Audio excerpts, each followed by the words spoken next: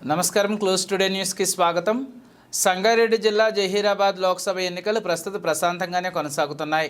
కాగా ప్రధాన పార్టీల అభ్యర్థులైన కాంగ్రెస్ నుంచి సురేష్ పెట్కార్, నారాయణఖేడ్లోని బీజేపీ అభ్యర్థి బీబీ పాటిల్ ఆయన స్వగ్రామంలో ఓటు హక్కు వినియోగించుకోగా, బీఆర్ఎస్ అభ్యర్థి గాలి అనిల్ కుమార్ పటాన్చెరు నియోజకవర్గంలోని ఓటు హక్కును వినియోగించుకున్నారు. రాష్ట్ర మంత్రి దామోదర్ రాజనరసింహ జోగిపేటలోని మాజీ ఎమ్మెల్యే చంటి క్రాంతికిరణ్ బోతుల బొగడలో ఓటు హక్కును వినియోగించుకున్నారు. ఆదోల్ నియోజకవర్గంలోని ఉదయం 7 గంటల నుండి మధ్యాహ్నం 3 గంటల వరకు జరిగిన ఓటింగ్లో 64.94% పోలింగ్ నమోదైనట్లు అసిస్టెంట్ రిటర్నింగ్ అధికారి ఆర్ పాండు తెలిపారు.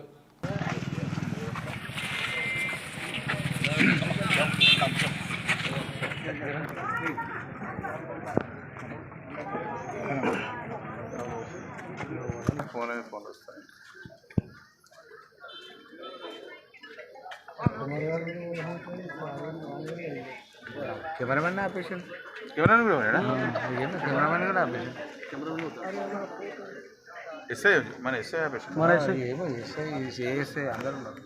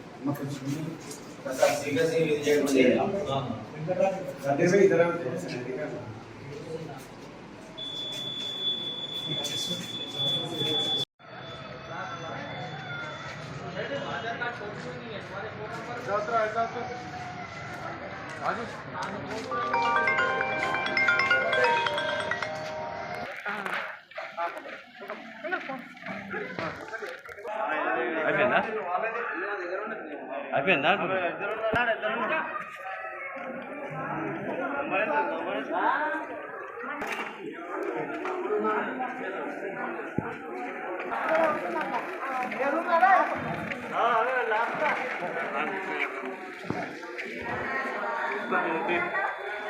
ఇప్పుడేమ్మా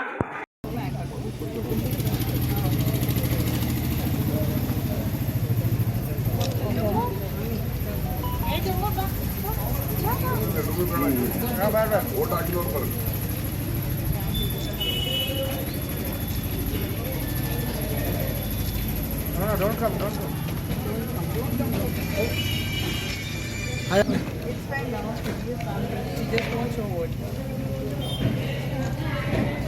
Okay.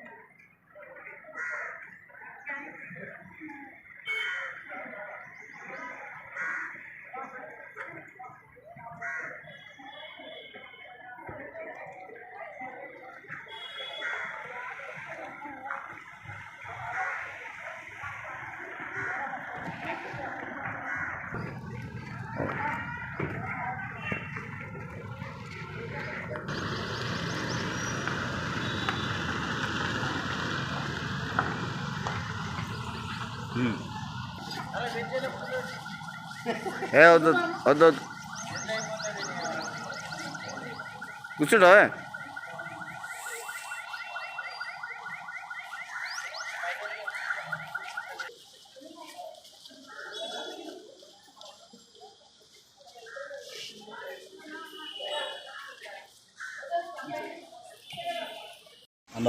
మా స్వగ్రామంలో ఈరోజు ఓటకును వినియోగించడం జరిగింది. ఈ 6 నెలల కాలంలో కాంగ్రెస్ పాలనలో ప్రజలు పడుతున్న ఇబ్బందుల్ని గ్రహించి అనేక మంది కూడా ఇప్పుడు మళ్ళీ కేసీఆర్ పాలన రావాలని కోరుకుంటున్నారు. అందుకే పార్లమెంట్ ఎలక్షన్లో కేసీఆర్ గారిని గెలిపించాలి, బీఆర్ఎస్ని గెలిపించాలనే ఆలోచనతో ప్రజలు ఉన్నారు. ఈ రోజు జరుగుతున్న ఓటింగ్ కూడా ఆ దిశగానే జరుగుతున్నట్టుగా కనిపిస్తున్నది.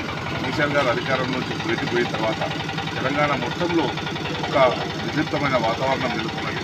అభివృద్ధి అనేది ఇక్కడెక్కడ ఆగిపోయిన పరిస్థితి కనిపిస్తుంది. టీఆర్ఎస్ మళ్ళీ వస్తేనే, కేసీఆర్ నాయకత్వం వస్తేనే రాష్ట్రం బాగుపడుతుందని చెప్పి ప్రజలు భావిస్తున్నారు. అందుకే టీఆర్ఎస్ పార్టీని గెలిపించాలని చెప్పి నేను మరోసారి కూడా ప్రజలకు విజ్ఞప్తి. ఈరోజు మర్వెల్లిలో కాంగ్రెస్ పార్టీకి చెందిన కొందరు వ్యక్తులు అక్కడ దాడిలో పాల్పడుతూ మా ఎంపీటీసీ సంఘాల మీద దాడి చేయడం జరిగింది. కాంగ్రెస్ పార్టీ అధికారంలోకి వచ్చిన తర్వాత పోలీసు అధికారులను ఉపయోగించుకొని ఇతర ప్రతిపక్ష పార్టీలని అణగదొక్కే ప్రయత్నం చేస్తున్నారు. దానిలో భాగంగానే ఈరోజు మరవెల్లి అనేది టీఆర్ఎస్ పార్టీకి పెట్టరగూడ లాంటిది. ఆ గ్రామంని తమ ఆధీనంలో తీసుకోవాలని చెప్పి, తమ అదుపులో తీసుకోవాలని చెప్పి కాంగ్రెస్ పార్టీ నాయకులు ప్రయత్నాలు చేస్తున్నారు. దాంట్లో భాగంగానే ఈరోజు ఎంపీటీసీపై దాడి జరిగింది. తప్పకుండా ఎంపీటీసీ మీద ఎవరైతే దాడి చేసినో వాళ్ళందరి మీద కఠిన చర్యలు తీసుకోవాలని చెప్పి నేను పోలీసు అధికారులను డిమాండ్ చేస్తున్నాను. మేము కూడా కొద్దిసేపు అయిన తర్వాత అక్కడ పోయి వాళ్ళకు అండగా మేము కూడా నిలబడతాం.